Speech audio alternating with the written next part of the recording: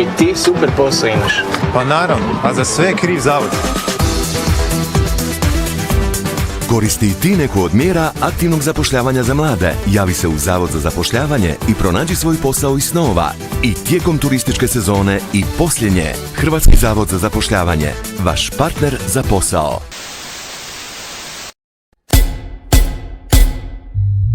Lijepo mi je Hrvat biti, majko, hvala ti.